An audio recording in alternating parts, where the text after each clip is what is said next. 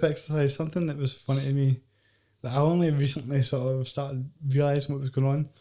A couple of years ago, I remember, my problem is that when I go into the gym, I'm just kind of doing my own thing and I want to just get the work in and then I don't really notice much of what's going on because that's just the way I am. But in terms of, there was a couple of times where I would see like a big group of people and I was like, who are these people? And they were talking to me and they were all like American and I was like, who are these people? What is going on here? Like, am I missing something? So obviously that's the Mad Peak Challenge, and the thing that I was really interested in, I was kind of diving into that a bit because I'm shocked that we never spoke about this last time. It just shows you how poor I was at this job. But you know, like reading about it, it's like it was like, you know, you've got 83 different countries and 14,000 members, and it was like, this is actually a really global thing.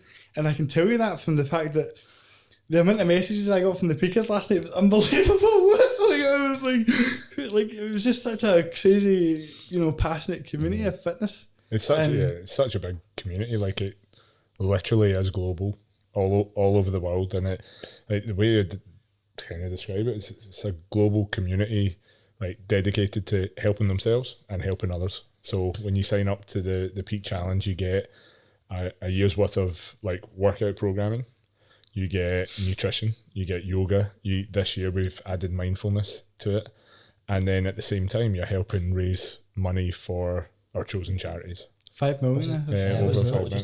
Over 5 million delivered between the charities. So it's crazy, like, it's like reading about it, I was like, I can't believe I didn't know about this. But also, you know, you kind of see it though in the background. Like a lot of people in the gym see it in the background. They don't quite understand the scope of it either. Like people will see people come and go and they'll be wearing peaker t-shirts and they'll be hearing the accents and stuff.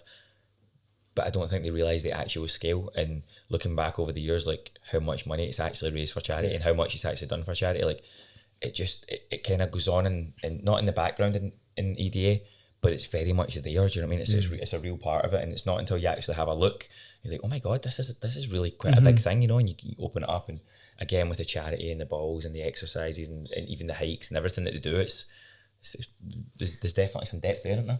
Yeah, like we've not had a physical one in 2 years, but the last gala, because there's a gala each year, and people literally travel from all over the world.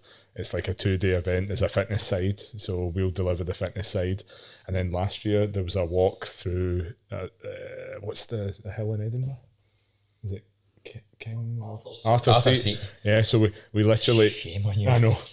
Like, Big Sam, he's got like the gavel, he's marching, there's a pipe band, and then there's like 1,500 peakers behind him, man. like walking up, it was brilliant to watch. It's like a Braveheart or something. Sam just we literally took over Edinburgh. I think it's 1,500 people, but mostly not from the UK. 1,500 people from Spain, Portugal, Brazil, America, Japan. I mean, literally from around the world. And there's only 1,500 of them because that's how many tickets were sold. It's nuts.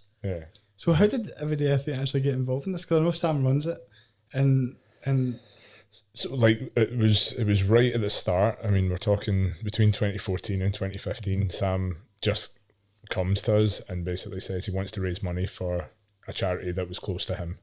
And I was like, cool, what do you want to do? And he was like, well, I kind of do it towards fitness. So, I mean, it literally started with a couple of challenges. He tweeted I think it was the Just Giving links to the charity. And then I think it was 4 challenges that we filmed. Like, Paddy was behind the camera. It was very, very low key, but we raised a lot of money. And at this time, it was like, right, oh wow, okay. And it wasn't, we were very new. We didn't know what we were doing. And it wasn't until we hooked up with a guy, Alex Naruzi, who was running a CrossFit magazine at the time. And they wanted Sam on the cover. And they came over, and it was around the time we were... I was living in China. You were living in China. Back to open up the gym. It was around the time that I literally phoned Tommy and was like, Tommy, do you trust me? And he's like, no, I don't trust you. And I was like, okay, but I think I've found the gym. And he's like, cool. I'll be back next week. Cool, I still don't trust you. But I took him up. Like, there was nothing in the gym. It was just a unit, but there was a nice brick wall. And I took Alex to a couple of places, and then he kind of fell in love with the wall. He did all the photos that he needed to put Sam on the cover, and then at the time we were just literally like us talking about, hey, we did this, and Alex was like, right, okay, and he could see that we were green and that we needed guidance, and then he kind of said, well, do you know what, like, I'll help you guys out, and ever since then he's allowed it to grow into what it is today. Like we needed a little bit of guidance, and he provided that, and now it's gone from, I'd say maybe 500 to 1,000 people, or however many people did the challenges and donated, to what it is today. Like there's over 15,000 in the group. I think the reach like on the My Peak Challenge Instagram is like 140 odd thousand. So no matter what, whether it's the free exercise content that's getting delivered, or whether it's the content that actually helps raise the money, like the reach is just, it's humongous. It's all over the world. So it's good.